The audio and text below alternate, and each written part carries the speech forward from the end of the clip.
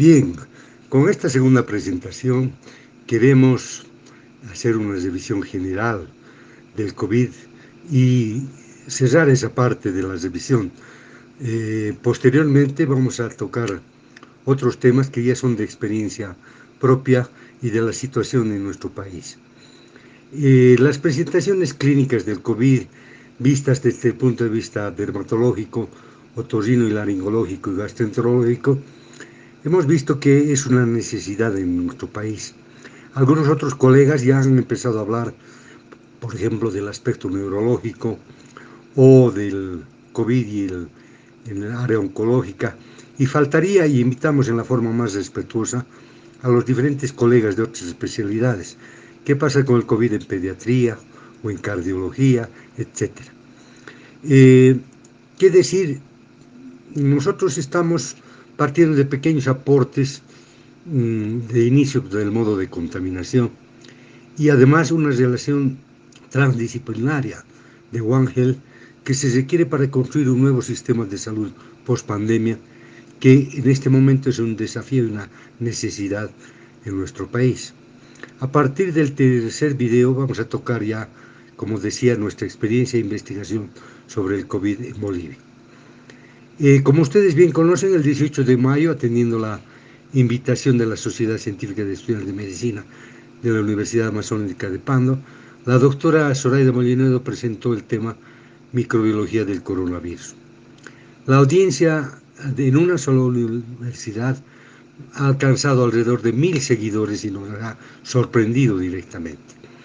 Y se ha recibido, o ella ha recibido diversos mensajes de diferentes departamentos, Beni, Pando, Tarija, Cochabamba, La Paz, etc., e inclusive de otros países, de Brasil, Argentina, Perú, Chile, España, felicitando la iniciativa y solicitándole ampliar las exposiciones.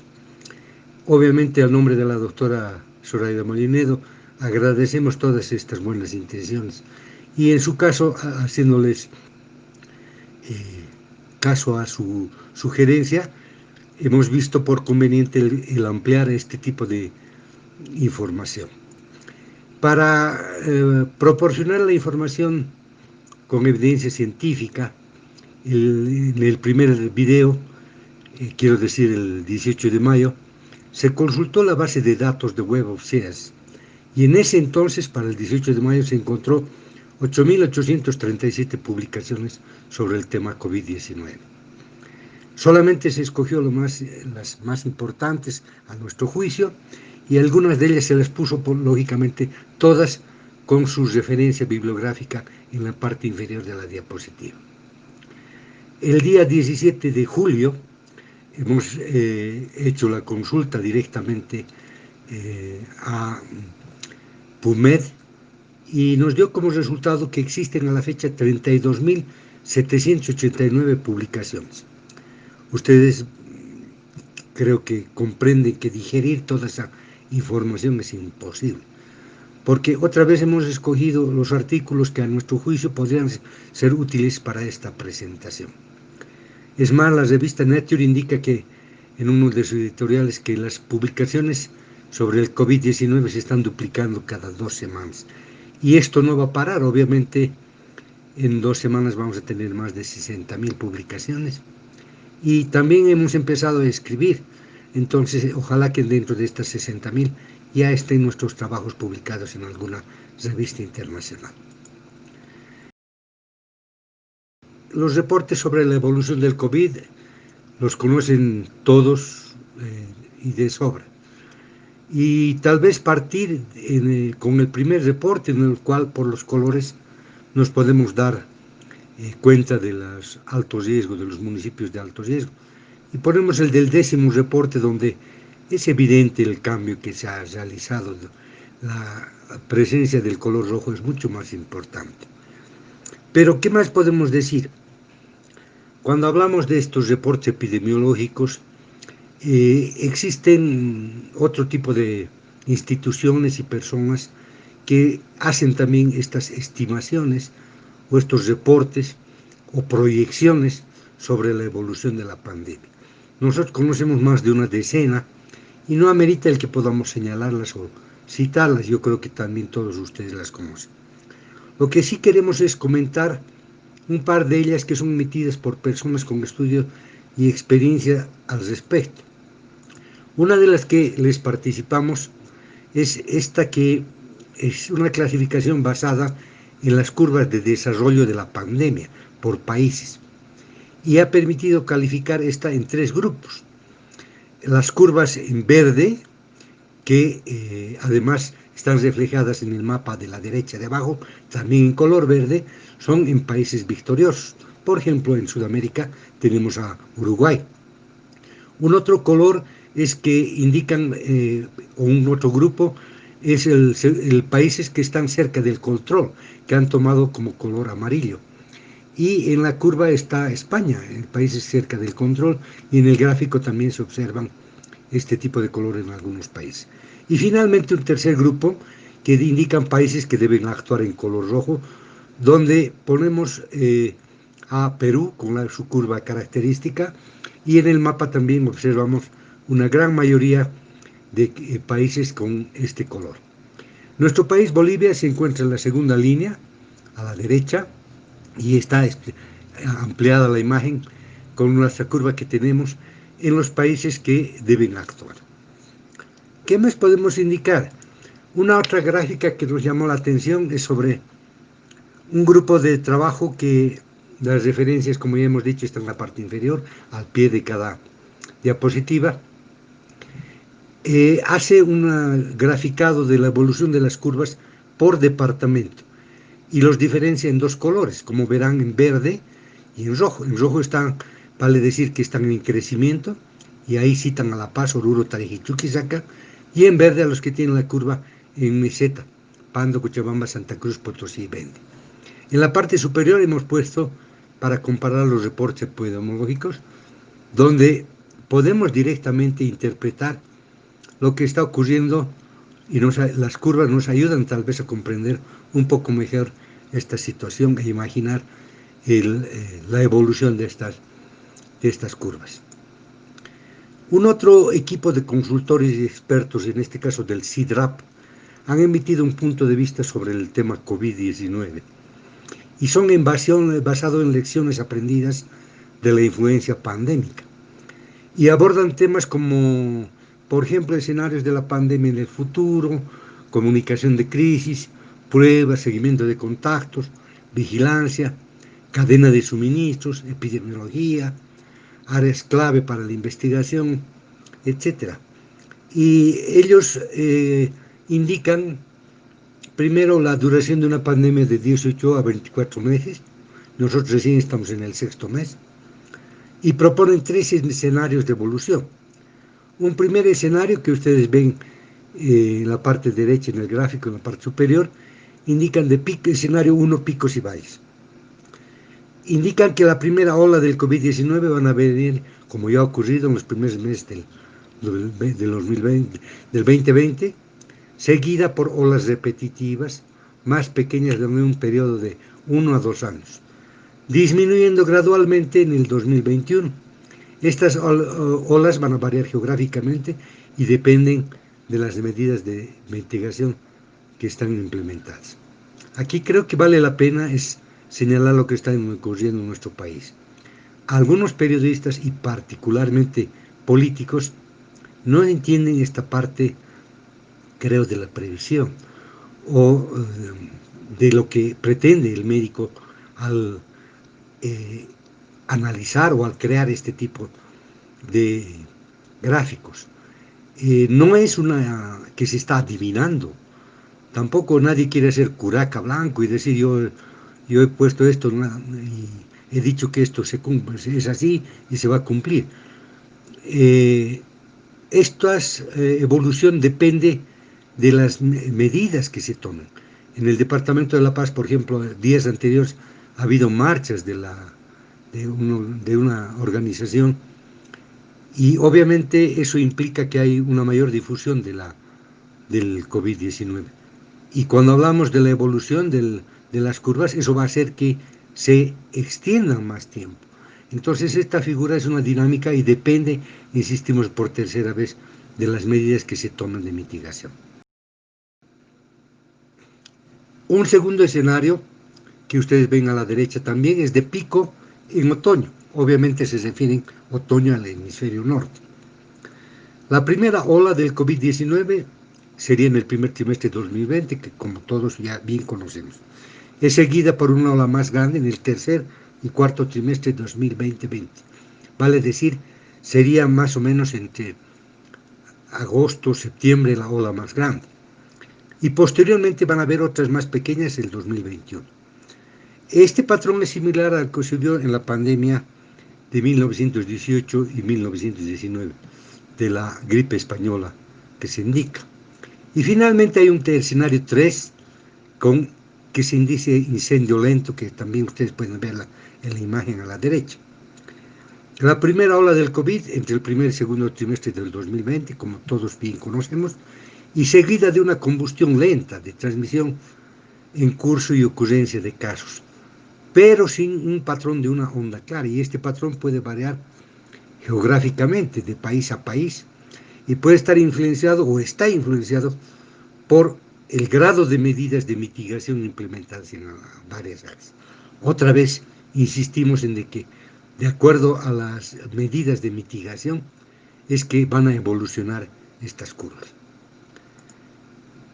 Bien, con esta pequeña introducción, pues vamos a entrar a desarrollar el tema. Bien, entrando ya a la parte clínica, aquí tenemos entonces un recordatorio de la enfermedad, ¿no? Se sabe que la pandemia del coronavirus en este 2019 ha recibido el nombre de COVID-19. Tiene como agente patógeno el SARS-CoV-2, que produce un síndrome respiratorio agudo severo, conocido como neumopatía atípica de Wuhan, que es una enfermedad multiorgánica, ¿no? Ya esto ya está en conocimiento puntual. Bien, en cuanto a la parte neumológica, pues creo que es importante rescatar este cuadro, que es de amplio conocimiento. Creo que es el mejor cuadro que resume la presencia de los síntomas, principalmente a nivel pulmonar. Es del dominio público. Aquí podemos apreciar los porcentajes de mayor o menor presencia del síntoma en los pacientes con COVID-19, severo y no severo. Es decir, esta no nos clasifica en COVID leve, moderado, no. Aquí esta tabla es sencillísima de entender. Tenemos la diferenciación entre el paciente con COVID-19 severo y COVID no severo, y el porcentaje basado en estudios de más de 4,000 personas y la presencia o ausencia de estos síntomas, ¿no? Se notará que los más importantes síntomas en porcentaje son la fiebre, tos, fatiga, disnea, y que van a existir otros síntomas que señalan otros especialistas como la anosmia, ageusia y otros. Bien, les traigo esta imagen ahora que nos divide o nos clasifica a estos 44,000 o más de 44,000 pacientes en grados de severidad del COVID. Como pueden ver, quien publicó este artículo nos indica en color verde que el 81% de los pacientes presentan sintomatología leve o moderada, ¿sí? Y estas personas nos permitirían solamente un seguimiento diario, ¿no? Y debemos mantener la idea del aislamiento social en estas personas. El restante porcentaje, los otros 19% del estudio, se dividen en lo que es el paciente severo, que representa el 14% de los estudiados. Estas ya son personas que sí o sí necesitan la internación, el seguimiento y, mejor aún, dar inicio a una terapia intermedia con ellos, ¿no? Y por último tendremos un 5% de pacientes que estarán en una etapa crítica en las que sí o sí debemos tener el manejo en la terapia intensiva con todos los protocolos de apoyo que ellos pudiesen llegar a necesitar. Con respecto al agente patógeno y el modo de contagio, voy a ceder la palabra a mi colega.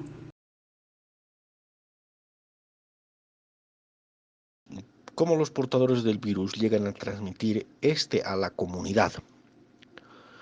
Los datos que se están reuniendo cada vez son más concluyentes. El 45% de infecciones en la actualidad lo transmiten personas asintomáticas en la fase presintomática. Esta cifra proviene de un estudio bastante bien trabajado que fue publicado en la revista Nature, que es prácticamente una de las más conocidas y las más renombradas a nivel mundial. La presentación fue hecha el 30 de junio, o sea, para decir hace un mes nada más. El estudio nos explica que en una pequeña población llamada Vo, cerca de Padua, en Italia, se hizo exámenes de hisopado faríngeo a toda la población, unas 4.000 a 5.000 personas, y esto después de completar el aislamiento, ¿no? El cierre de emergencia que tuvieron para reducir la prevalencia del riesgo de infección de un 2.6% a un 1.2%. Y bueno, hay que ver qué es lo que ocurría, ¿no? Ellos querían en ese momento ver qué ocurría y ahora podemos apreciarlo bajo el estudio. Los resultados del primer y segundo estudio de hisopeado que hicieron demostró que un 42.5% de las personas infectadas eran asintomáticas. Por tanto, son estas personas las que transmiten prioritariamente el virus. Si queremos identificar a personas asintomáticas, debemos hacer el examen de PCR de forma universal. Sin este examen simplemente será imposible detectar de forma cierta la cantidad de personas que están infectadas en la actualidad. Agregar además que un buen porcentaje de la gente en estudio son gente joven, unos 20 años más joven que los sintomáticos. Ahora, las siguientes animaciones fueron hechas por universidades de Europa, Finlandia principalmente, y Estados Unidos. Los nombres de universidades y empresas que hicieron dichos videos están incluidos al final de cada uno. En el primer video de animación 3D hecho en Finlandia, nos muestra una persona tosiendo en un espacio amplio, pero que está separado por estantes o cubiles, si se prefiere. Como resultado, se genera de esta tos, ¿no? Se genera una nube de aerosol que viaja por el corredor y es un perfecto ejemplo para entender que la tos no desaparece en el ambiente en cuestión de segundos, sino que tarda unos 6 minutos en diseminarse y aún así quedan rastros en el ambiente.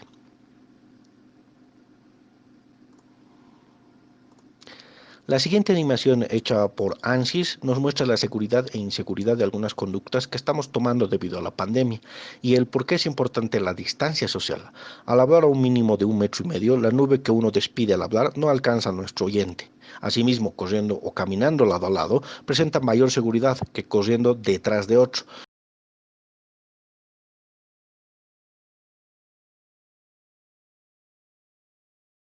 Donde vemos que estamos expuestos a toda la nube que deja la persona delante de nosotros, ¿no? Por lo tanto, corriendo de forma escalonada representa la forma más segura de evitar contaminación.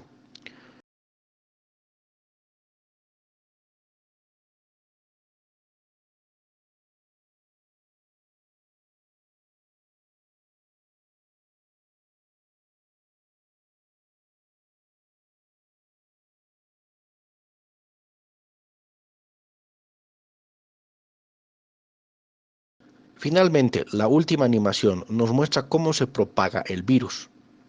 Investigadores de Finlandia se unieron para analizar este tema. Usando supercomputadoras, hicieron una representación modelada de cómo los aerosoles exhalados pueden propagarse en el aire, suponiendo que parte de estos aerosoles contienen virus. En el resultado preliminar encontraron que cuando una persona habla continuamente, se emite una nube de aerosol y esta permanece en el aire de forma similar al humo de cigarrillos que llena una habitación.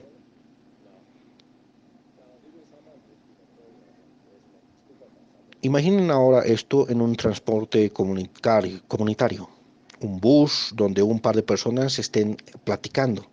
Todo el viaje, cientos o miles de nubes pueden formarse en minutos, invisibles al ojo. Si esta nube contiene coronavirus y es inhalada por un tiempo prolongado, se incrementa la chance de infección.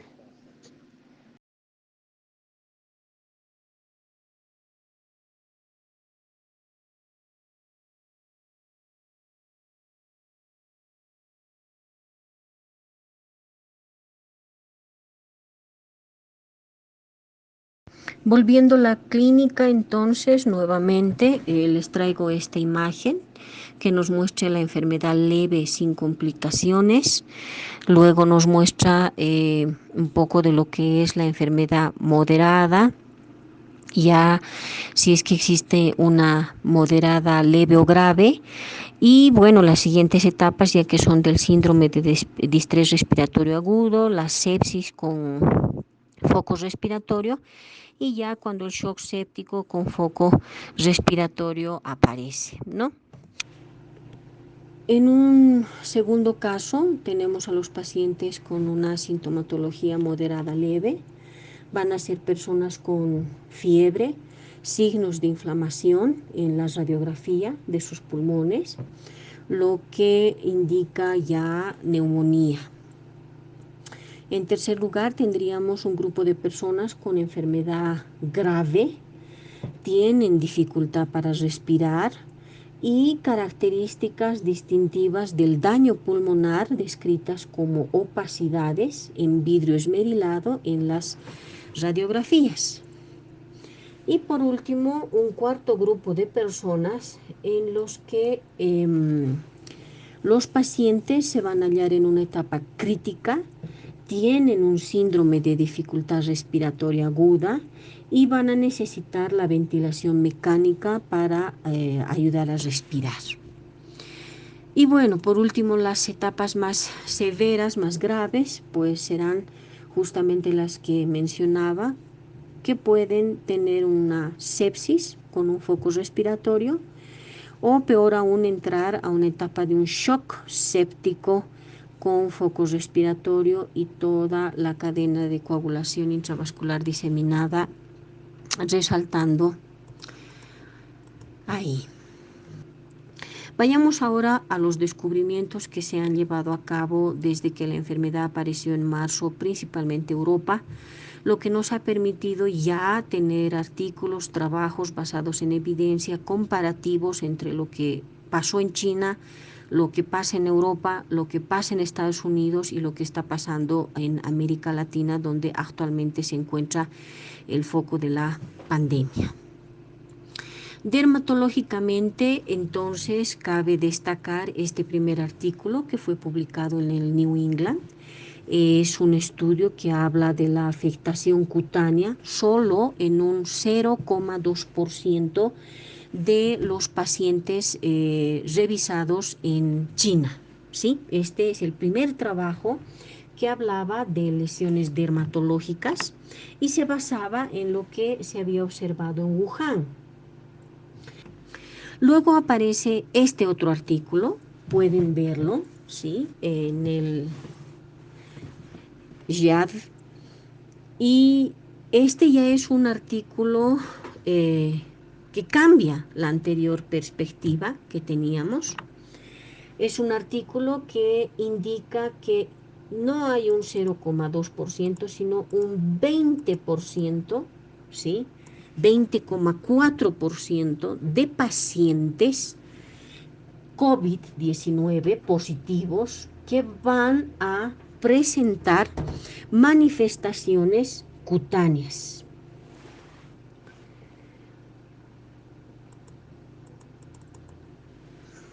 Entonces, a partir de este análisis ya se puede clasificar a este 20% de pacientes que presentan las lesiones, e incluso se los puede dividir en 3 tipos de lesiones. Vamos a tener un rash eritematoso, vamos a tener la urticaria y las vesículas parecidas a la varicela. También ya aquí nos dicen que estas lesiones en general van a tener escaso picor, no producen entonces prurito, o no lo producen o es muy poco, muy leve, y también la duración de este prurito, picor, va a durar pocos días. Y las lesiones van a tener una preferencia de aparición en el tronco de la persona. Una vez que sale, no obstante, este estudio y se ve esa diferencia entre lo visto, lo hallado en el artículo de China y este artículo ya de España europeo, pues sucede que los médicos empiezan a analizar. No solamente son los médicos de medicina general, medicina familiar, que tienen que detectar a los pacientes con COVID, o los neumólogos. Son otras ramas también que, de especialidades como la dermatología, analizando entre ellos y comentando entre ellos, ven que ha habido un aumento de los pacientes que los buscan por lesiones cutáneas. Es así que en España, a la Sociedad de Dermatología, pues juntan alrededor de 100 dermatólogos y tratan de ver las manifestaciones cutáneas y la posible relación que ellos están viendo con el COVID-19. Aquí, como verán, el artículo hace una clasificación de las manifestaciones cutáneas en pacientes con COVID-19 y ellos miran alrededor de 375 casos. En primer lugar, tenemos pacientes con COVID-19 que estaban internados, y luego tienen otro grupo que son los pacientes ambulatorios con pocos o ningún síntoma de COVID-19.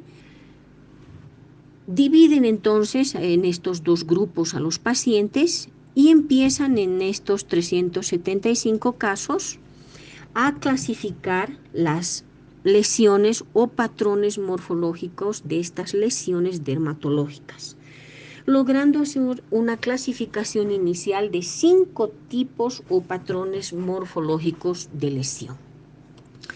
Como podrán ver ahí en la primera imagen, tenemos un 19% de lesiones tipo acral, similar a perniciosis, con lesiones eritematosas, edema y en ocasiones vesículas, pústulas y zonas purpúricas en manos y pies. Luego en la imagen 2 pueden ver un 9% de lesiones tipo vesiculoso, con erupciones vesiculares, monomorfas, de pequeño tamaño, difusas y hemorrágicas, predominantes en tronco.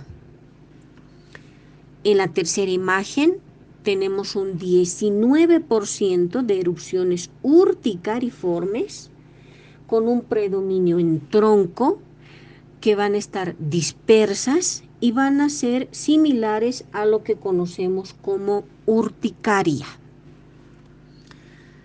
La cuarta imagen nos muestra un 47% de lesiones tipo maculopapulosas con distinto grado de descamación, esperifolicular, son similares a la pitiriasis rosada, purpúricas con infiltrados pseudovesiculares similares a lo que vemos en el eritema multiforme.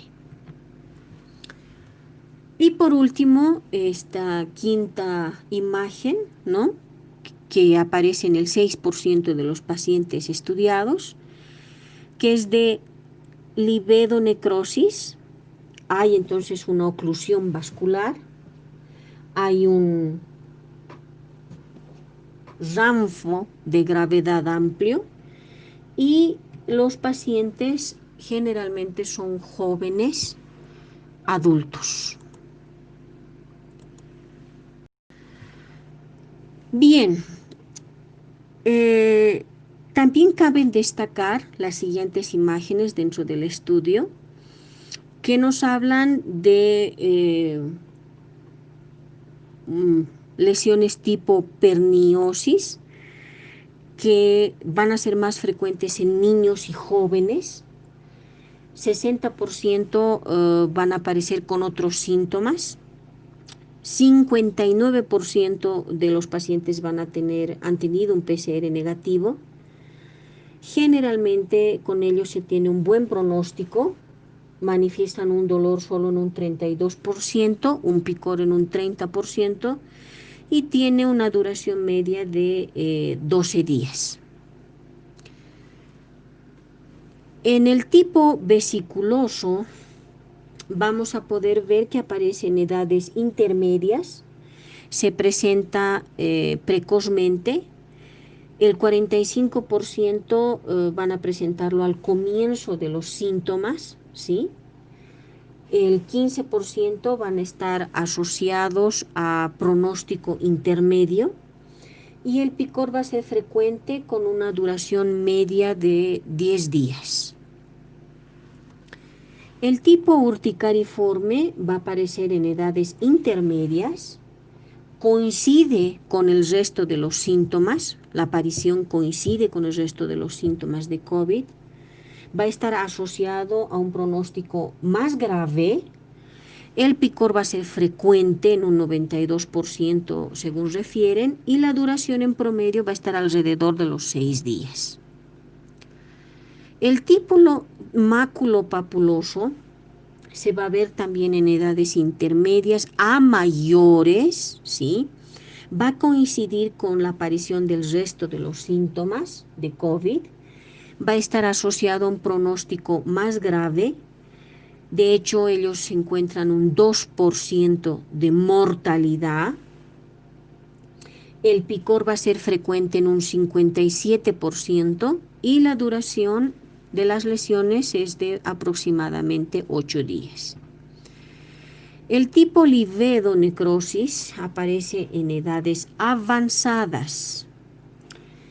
Coincide con el resto de los síntomas de COVID, aparece casi al mismo tiempo, va a estar asociado al peor pronóstico, tiene un 10% de mortalidad en el presente estudio y de forma transitoria, con medidas correspondientes, puede tener un buen pronóstico. Bien, entonces, ¿cuáles son las conclusiones importantes a rescatar de este estudio? La primera pregunta que se hacían los investigadores es ¿por qué las lesiones son tan polimorfas? Tiene como característica fundamental la variabilidad en sus manifestaciones y la diferencia de la intensidad, aparentemente por los diferentes mecanismos fisiopatológicos del virus, ¿no? Algunos de estos mecanismos entonces van a depender del virus, lo que nos da entonces problemas con la cantidad, la virulencia y la irritación que pueda producir, y otros van a depender de la respuesta inmunitaria del propio paciente, lo que nos da cúmulos microvasculares, la propia reacción inflamatoria, la dependencia de la reacción de las inmunoglobulinas, tal vez el exceso de la reacción inflamatoria de los macrófagos o los diferentes momentos en los que nos encontramos con la enfermedad.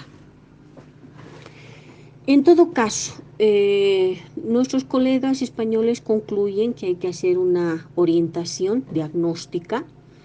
No todo lo que sale en la piel es COVID-19, pero hay patrones que deben tomarse en cuenta y son los 5 tipos o patrones morfológicos que este estudio nos trae, que espero nuestros colegas que están viendo este video puedan analizar, puedan ver, incluso tal vez les sirva como relación de estos patrones distintos y la gravedad del cuadro que pueden esperar con el paciente que están observando. Ver lo que es entonces el campo de la otorrinolaringología. Y en este mundo, como ha habido mucho que hablar por la anosmia y la geusia, pues he comenzado esta presentación en esta etapa tratando de explicar la diferenciación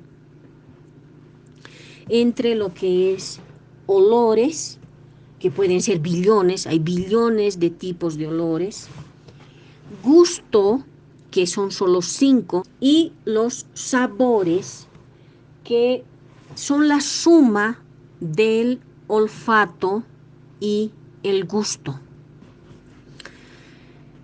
Entonces, hay que tener en cuenta que la capacidad de oler es un proceso complejo que involucra a la nariz y el cerebro.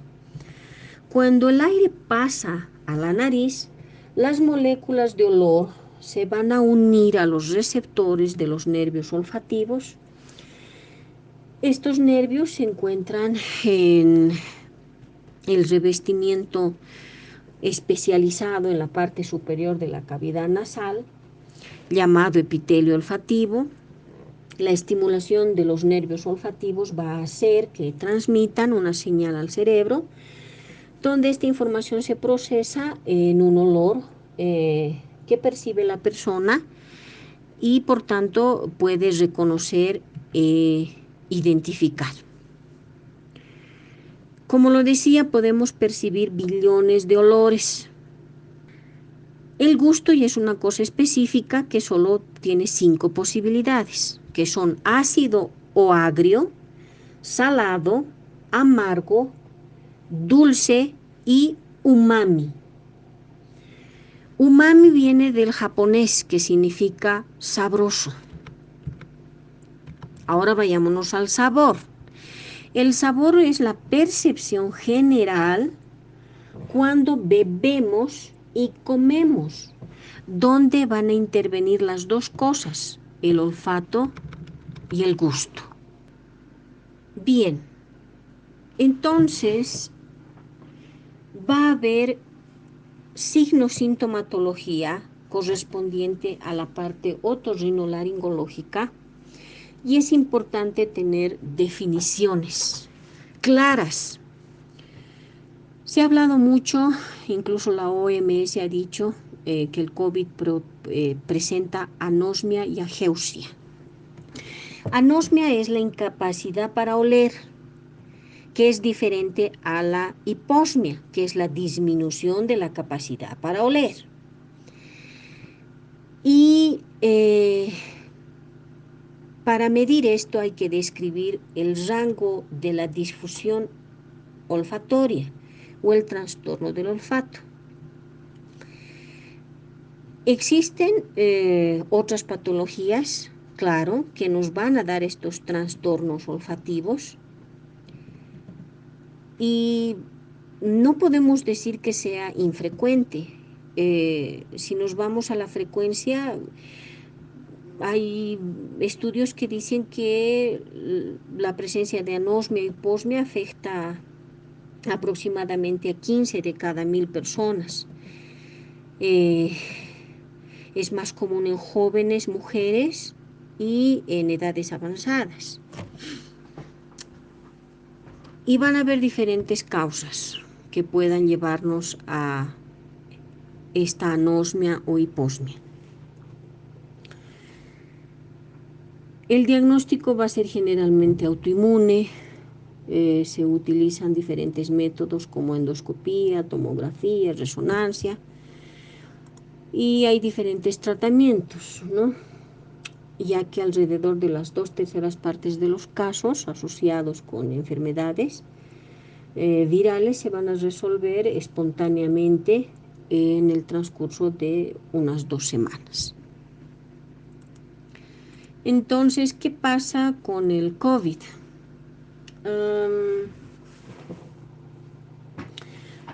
Es importante ver que en cuanto al trastorno del sentido del olfato, antes del COVID ya teníamos una aparición de anosmia o hiposmia súbita cuando aparecía un resfriado común, una sinusitis vírica o un traumatismo cerebral agudo. Podía haber la pérdida progresiva del sentido del olfato cuando estábamos en casos de rhinosinusitis crónica o la presencia de pólipos nasales. Y siempre era mayor en hombres y en personas mayores. Entonces, las causas para la pérdida del olfato son muchas, es muy amplio el mundo y pues podemos englobarlas en las más importantes, que van a ser por infecciones víricas, por traumas cerebrales agudos y por sinusitis crónica y presencia de pólipos, ¿no? ¿Qué pasa entonces cuando nosotros queremos basarnos y deponer certeramente en nuestra historia clínica la presencia de anosmia, ageusia? Tenemos que hacer una definición, tener bien clara la definición de estos conceptos de terminología médica, ¿no? Y saber que hiposmia es el olor reducido, anosmia es el olor ausente, abolido, hiperosmia va a ser el incremento del olor, la sensación de sentir, hipogeusia va a ser el sabor reducido y ageusia el sabor abolido. Esta va a ser la principal clasificación, pero van a haber otras definiciones, como el olfato ortonasal, el olfato retronasal, la gustación, la parosmia, la parageusia, la fantosmia, ¿sí? Y pues para los que quieran abordar nuevamente terminología médica, pues les dejo esta tabla con las definiciones básicas de lo que deberíamos tratar de catalogar el momento que queremos abordar estos temas con el paciente. Es importante hacer el diagnóstico diferencial con las enfermedades comunes, ¿sí? Si bien se presenta en el COVID-19 la anosmia repentina, súbita, vamos a tener también más o menos otros síntomas de COVID-19 paralelos. Puede esta sintomatología propia de la nariz y el gusto ser temporal, y los pacientes pueden ser más jóvenes y o mujeres. Y será importante diferenciarlas con síndromes nasales, ¿no?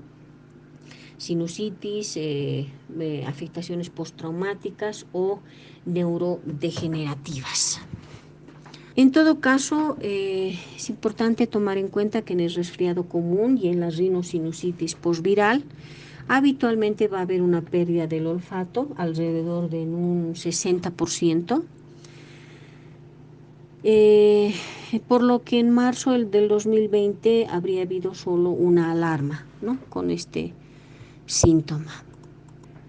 Uno de los primeros estudios que les traigo aquí publicado fue el estudio que analizó 214 pacientes en Wuhan, en los cuales se encontró una pérdida del olfato en un 5,1%, pérdida del gusto en un 5,6%, con mayor prevalencia en casos menos graves. Luego aparecieron otros estudios que lo que hacían era encuesta.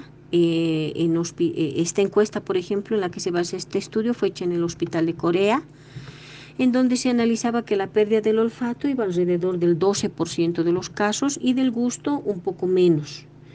Y que estos síntomas estaban solos o acompañados de otros síntomas propios de COVID-19 a nivel pulmonar. Luego aparece este otro estudio en Italia que dice que la pérdida de ambos, el olfato y el gusto, es del 18,6% y la pérdida de uno de ellos aparece en 33,9% de los pacientes analizados por este estudio, ¿no? Luego aparece otro estudio en Francia y en Europa en general con 417 pacientes que indican una infección leve a moderada y los pacientes ambulatorios, donde refieren que la pérdida del olfato estaría en un 86% y la pérdida del gusto en un 89% y la recuperación en un 73% al cabo de una semana y 97% al cabo de 2 semanas. Con estos estudios que les menciono, pues se vio la necesidad entonces de incrementar a nuestro cuadrito de síntomas neumológicos conocidos ya como fiebre, tos, sensación de pérdida de cansancio o sensación de falta de aire, la anosmia, la ageusia. El último estudio importante fue el estudio realizado en 3 continentes, ¿sí?, que ven en esta tabla que rescato de ese estudio, donde nos muestra una amplia variabilidad de la frecuencia y la prevalencia, que oscila entre el 5 al 85%.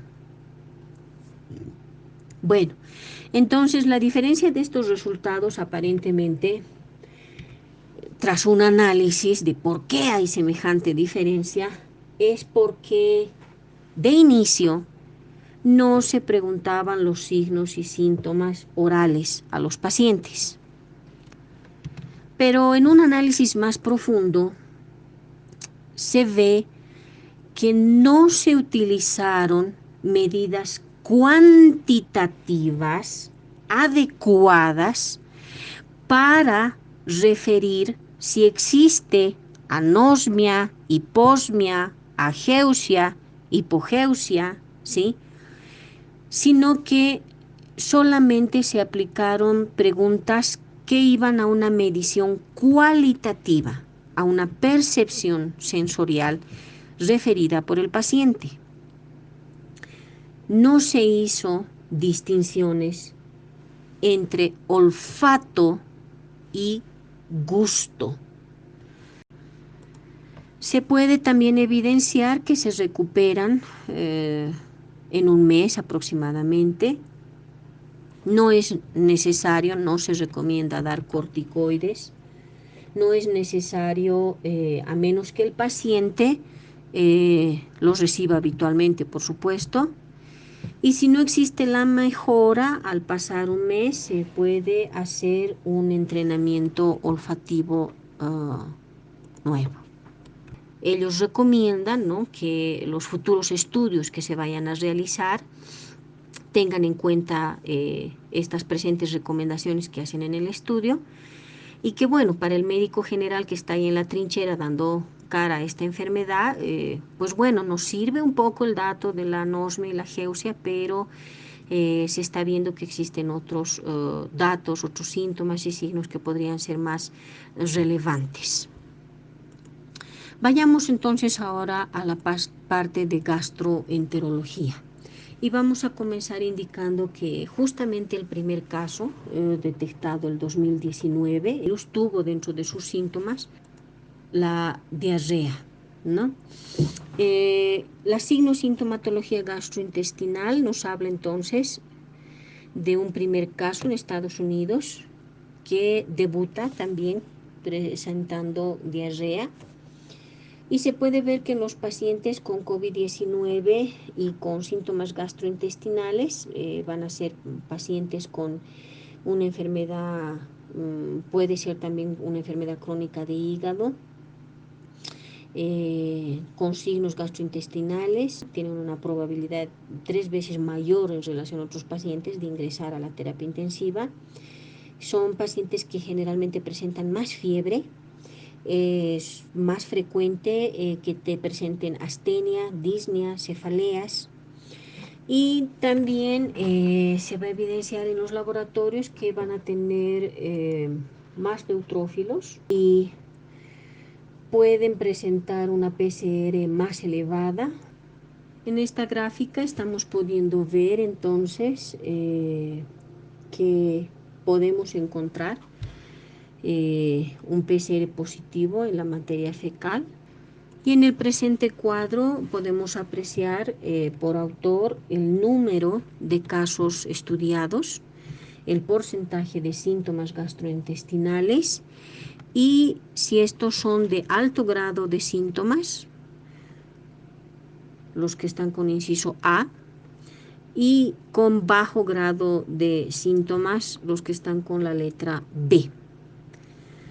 También en este cuadro, si lo analizamos, podemos ver que se nos indica en la cuarta columna si estos están asociados a otros síntomas respiratorios. Y en la quinta columna si existen pacientes pediátricos con síntomas tales como náuseas, vómitos. Generalmente los adultos entonces lo que presentan va a ser diarrea.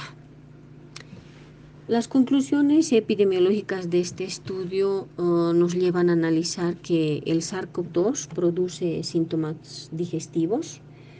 Estos pueden ser síntomas altos o bajos. Puede haber una diarrea autolimitada por días. Los pacientes con neumonía atípica más la sintomatología gastrointestinal van a tener un peor pronóstico, van a ser más graves y van a tener más complicaciones. Puede producir una afectación hepática, pero menos que el MERS o el COVID-1. Vamos a tener la presencia de AST, ALT, GGT, bilirrubinas, ALP como marcadores de la gravedad cuando estos se elevan, suben, por lo que necesitamos hacer un control permanente de estos laboratorios. Se presume un contagio fecal oral porque en algunas pruebas que se han hecho en la materia fecal encontramos, ¿no?, a la gente. Y existe la necesidad de la administración de múltiples fármacos, lo que nos lleva también a la posibilidad de un daño hepático con el que nosotros debemos lidiar y estar en constante observación. Hay 1.484 estudios al respecto de patologías o síntomas gastrointestinales con el COVID-19. En 4.805 pacientes con COVID-19 estudiados se presenta la diarrea en un 7,4% y náuseas y vómitos en un 4,6%. En la ilustración que muestro aquí podemos ver una vellosidad en el intestino con un acercamiento a la imagen de microscopía electrónica, donde el coronavirus SARS-CoV-2 se presenta como círculos oscuros en el borde de una célula intestinal. Entonces, estos síntomas gastrointestinales de la diarrea nos muestran que hay una eliminación del SARS-CoV-2 en las heces. Los receptores AC2 se encuentran en los enterocitos absorbentes del íleon y el colon, y estos pueden infectarse por el virus y producir diarrea. No van a ser el coronavirus el único virus que puede hacer esta lesión. También tenemos que descartar en el diagnóstico diferencial con rotavirus y con norovirus. Y por tanto, pues el sistema digestivo puede ser invadido por el SARS-CoV-2 y servir como una ruta de infección. En cuanto a las conclusiones de este artículo, pues el 10 al 12% de los pacientes con COVID-19 van a experimentar síntomas gastrointestinales como la diarrea. Este estudio nos refleja un 7,4%, náuseas y vómitos un 4,6%. El 40.5% de los pacientes pueden tener hisopos fecales que dan positivo para el ARN del SARS-CoV-2 y la presencia del virus vivo en la materia fecal, en las heces de los pacientes, preocupa, ya que la transmisión fecal oral podría ser una fuente potencial adicional de propagación de la infección. El tropismo intestinal del SARS-CoV-2 es similar a de las infecciones por SARS anteriores y los síntomas gastrointestinales son una manifestación frecuente en esta infección emergente, ¿no? Si bien 8 de las muestras fecales fueron positivas para SARS-CoV-2 en este estudio, es importante recalcar este dato que nos da el artículo de que el 40,5% de los pacientes tuvo un análisis donde se pudo detectar un desprendimiento del ARN viral en las heces, ¿no? En esta imagen estamos viendo en el microscopio electrónico de barrido una muestra de SARS-CoV-2 en color naranja. Bien, en el campo de TICs necesitamos ver y recapitular brevemente algunos acontecimientos pasados, pues esta pandemia generó un cambio brutal sobre las medidas de seguridad que todo ciudadano, y en especial el área de salud, debe manejar para atender pacientes de nivel de contagio alto y las varias medidas que se llevaron a cabo para combatir esa pandemia. Se concluyeron 6 lecciones aprendidas del ébola que resumo a continuación. 1. Las principales causas de mortalidad son otras enfermedades como la malaria y el sarampión. 2. La participación de la comunidad es indispensable en comunión con las TICs empleadas por el personal de salud, pues estos son el pilar de respuesta inmediata a la pandemia, a cualquier pandemia. La atención médica debe ser descentralizada para mejorar la atención en salud. Los pacientes deben ser atendidos y respetados como cualquier otro paciente, pero las medidas de bioseguridad no deben descuidarse. La elegibilidad debe ser más amplia para las vacunas, para que más personas se beneficien de esta. La seguridad extrema inhibe a los pacientes de buscar atención médica.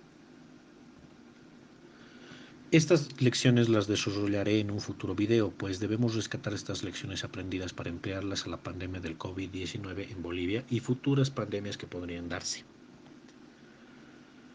Pasemos a lo siguiente, es One Health, una sola salud. Este concepto existe desde hace siglos, mencionado por Hipócrates, pero recientemente ha sido rescatado y replanteado, dándole este nombre de One Health para identificarlo desde el año 2000. Personalmente, recién me he enterado de esto hace un par de semanas, aunque manejaba el concepto sin conocerlo. El coronavirus, debemos recordar, es una zoonosis que ha saltado de especie a especie, es decir, del murciélago al humano.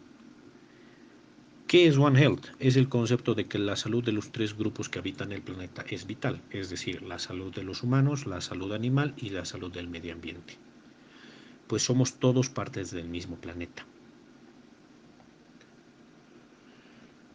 En este último año nos preguntamos qué está fallando o qué es difícil de realizarse en esta pandemia en el área de marketing social y TICs. Para empezar, uno, no hay especialistas en COVID. Es en estos 6 meses que se están autoformando y especializando en el área. Segundo, todavía existe una inhabilidad para reportar los casos oportunamente. Hay insuficientes aplicaciones que no acaban de consolidarse. No tenemos aplicaciones específicas para generar y facilitar informes, lo que conlleva el retraso de resultados o que se pierda la información. Tercero, el menosprecio de los profesionales de diferentes áreas. Todavía los informáticos no realizan desarrollo de Big Data y Learning y están más dedicados a tareas rutinarias o que no les corresponden, como hacer instalaciones, antivirus, estadísticas, etcétera, etcétera. La comunicación y el marketing social están retrasados y tratando de combatir la desinformación de redes sociales. Como bien saben, ha habido demasiada desinformación a través de redes sociales que tratan de fingir que este virus es falso y ha habido una enorme cantidad de enfermos por ello. El COVID-19 nos está enseñando un montón de cosas que no sabíamos antes. Estamos aprendiendo más de epidemiología, diagnósticos, tratamientos, etc. Estamos ansiosos de ver progreso en todas estas áreas. Y tal vez lo más importante de todo esto es conseguir una vacuna. Las vacunas son una tecnología revolucionaria y este sería uno de los primeros pasos para controlar la pandemia. Los invito a continuar viéndonos para futuros videos y en su caso que podamos tener una mayor información detallada y digerida sobre el coronavirus en Bolivia.